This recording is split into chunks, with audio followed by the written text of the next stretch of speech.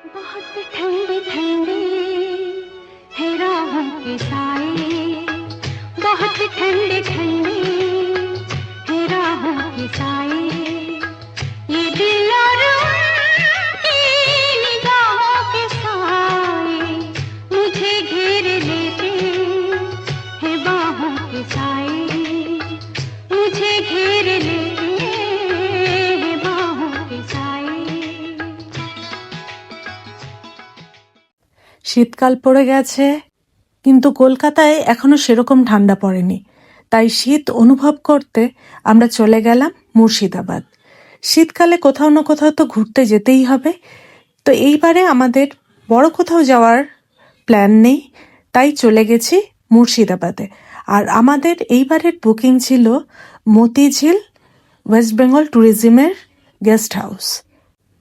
কেমন আছো বন্ধুরা? আশা করি তোমরা সবাই খুব খুব খুব ভালো আছো।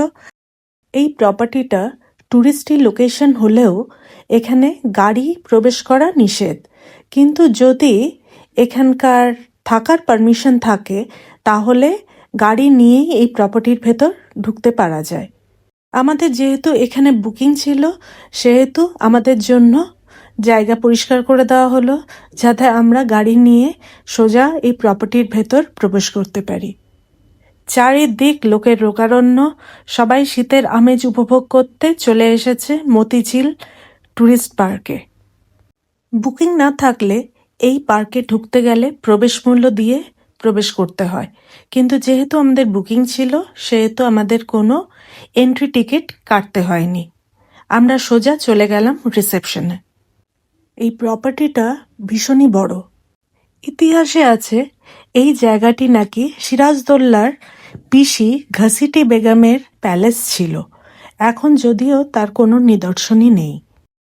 কালের অমোঘ বিধানে, ভাগীরথীর স্রোতে এই সব তলিয়ে গেছে।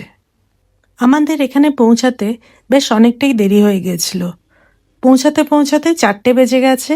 এখনো পর্যন্ত আমাদের লাঞ্চ করে ওঠা হয়নি। লাঞ্চ এখানেই বলা ছিল, তাই আমরা আগে লাঞ্চ সেরে তারপর আমরা চেক ইন করলাম। সোজা চলে গেলাম রিসেপশনে, আর রিসেপশনের সাথেই লাগোয়া ছিল এদের ক্যান্টিন। সেখানে খেয়ে নিলাম আজকের লাঞ্চ। সিম্পল বাঙালি খাবার খেয়ে আমরা চললাম আমাদের রুমের দিকে। আর চারিদিকে জনসমারোহ। এখানে মনোরঞ্জনের জন্য অনেক কিছুই ব্যবস্থা আছে, যেমন সাইকেলিং করতে পারা যায়, রেগুলার ইন্টারভেলে লাইট অ্যান্ড সাউন্ড ফাউন্টেন আছে, লেজার শো আছে যেখানে সিরাজউদ্দৌলার হিস্ট্রি পুরো জানতে পারা যায়। দেখতে দেখতে আমরা আমাদের রুমের দিকে চলে এলাম। অসাধারণ লাগছে জায়গাটা, জাস্ট ওয়াও, ফাটাফাটি। মনে হচ্ছে যেন কোনো হিল স্টেশনে চলে এসেছি, ওইখানে থাকবো। রাতের পরিবেশটি ছিল ভীষণই মোহময়, কিন্তু রাতে ডিনার করতে যেতে হবে আমাদের সেই রিসেপশন এলাকায়। কিন্তু সেখানে যাওয়ার জন্য এদের স্পেশাল বাগ্গি সার্ভিস আছে। ঘর থেকে ফোন করে দিলে সেই বাগ্গি এরা পাঠিয়ে দেয়। এবার সেই বাগ্গিতে চেপে আমাদের চলে যেতে হবে রিসেপশনের দিকে। চারিদিক নিস্তব্ধ, কেউ কোথাও নেই। মাত্র এই কয়েকটা কটেজে কয়েকজন বোর্ডার রয়েছে, আর এই কতজন বোর্ডারের জন্য এদের এই বাগ্গি সার্ভিস সব সময় রেডি। পার্কটি খুব সুন্দরভাবে সাজানো, একেবারে রুচিসম্পন্ন। সেদিন বেশ ভালো হালকা হালকা ঠান্ডা ছিল, বেশ উপভোগ্য। কলকাতায় তো ঠান্ডাই পড়েনি, কিন্তু এখানেও অন্তত একটু ঠান্ডার আভাস পাওয়া যাচ্ছিল। গল্ফ কার্টে করে আমরা টুকটুক টুকটুক করতে করতে চলে গেলাম রিসেপশন এলাকায়।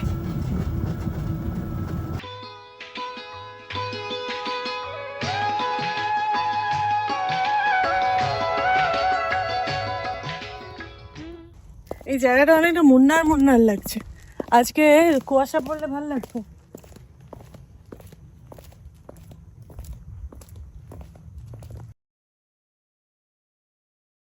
ডিনার করে চলে এলাম।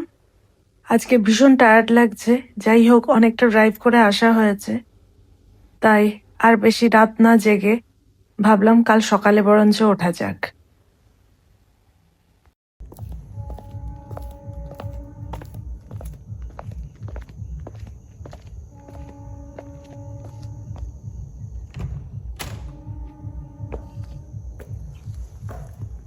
Good night.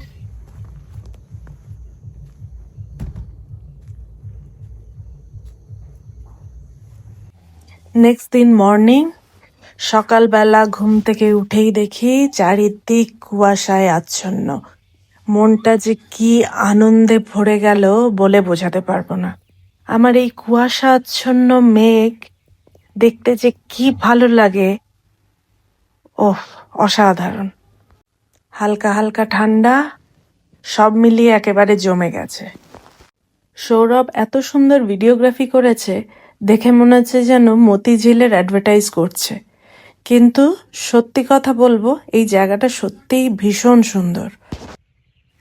শীতকালে এলে এখানে আরও একটি পাওনা, মাইগ্রেটরি বার্ডস।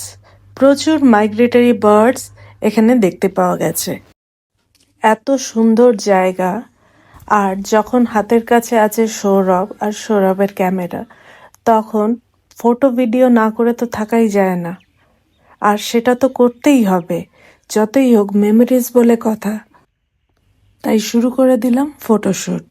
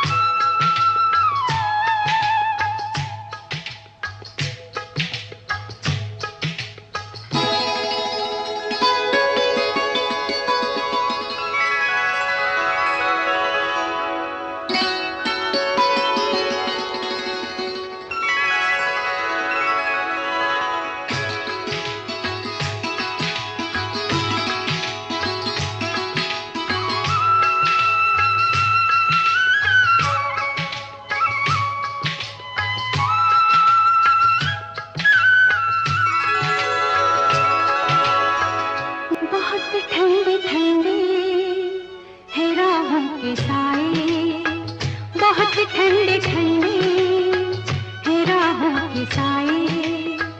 ये दिल और उनकी निगाहों के साए मुझे घेर लेते हैं बाहों के साए, मुझे घेर लेते हैं बाहों के साए।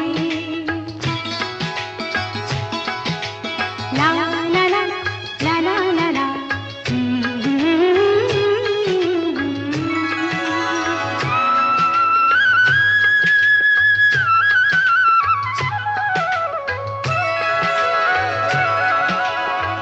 धड़कते हैं दिल कितनी आजादियों से,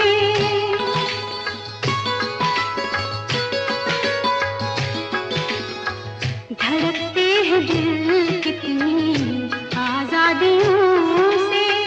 बहुत मिलते जुलते हैं इन वादियों से, बहुत मिलते जुलते हैं इन वादियों से। मोहब्बत की रंगीन पनाहों के साए, मोहब्बत की रंगीन पनाहों के साए।